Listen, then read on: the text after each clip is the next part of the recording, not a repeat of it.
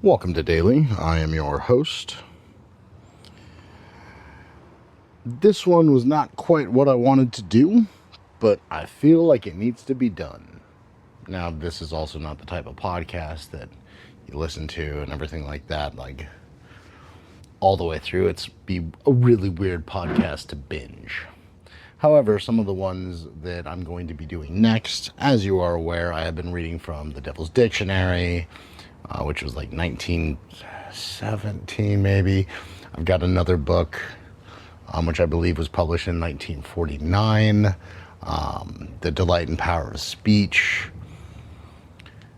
And language changed quite a bit, and a term is used, especially in some of the poems within the Devil's Dictionary and in a discussion about land ethics, if I remember correctly, but it might be delight and power in speech. I don't remember. I just know that I stumbled across it a couple times today.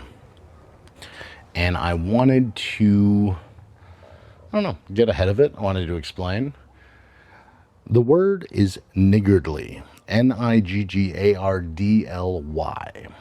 Now, there's actually an entire Wikipedia article talking about controversies surrounding the word. I'm going to read that right now. In the United States, there have been several controversies involving the misunderstanding of the word niggardly, an adjective meaning stingy or miserly, because of its phonetic similarity to the term N-word, which is an ethnic slur used against black people. Although the two words are etymologically unrelated, niggard is nonetheless often replaced with a synonym. People have faced misplaced backlash for using the word. Personally, I think it is silly to be upset about that. However, I also know that it does sound very similar, and there's not really any good reason to use that. I don't personally use it in any original writing or anything that I do. I won't use it. However, I do read a lot of stuff on here that is older. I won't use any actual slurs or anything like that, but words that may sound like that I wouldn't choose to use in this day and age, such as niggardly, are going to crop up. A couple of poems that were in the Devil's Dictionary contain the word, and you can't really take it out, but you do need to make sure that you enunciate that D at the end, etc. So let's do the main article there. Niggardly, which is an adjective, the noun is niggard, is an adjective meaning stingy or miserly. From the 14th century, it is derived from the Middle English word meaning stingy, niggardly, which is probably derived from two other words meaning stingy, Old Norse nolgur and Old English njá. The word niggle, which in modern usage means to give excessive attention to minor details, probably shares an etymology with niggardly. The N-word, meanwhile, was first recorded to being used in 1574 and first recorded to be used derogatorily in 1775. That is a dark history, but the 14th century is earlier than that. So I don't actually have a problem with the word, but I will not be using it in any original writing. I wanted to get that out there because some of the stuff that I've got planned, some of the stuff coming down the pipe, which is actually really fun, uses it, and I want to be able to point to whatever episode this is anytime I do. So, yeah, that's pretty much it. So, while talking about the past and the future, we do often lose sight of the now. So let's take 5 minutes and be. After I make sure my phone is turned up. And be.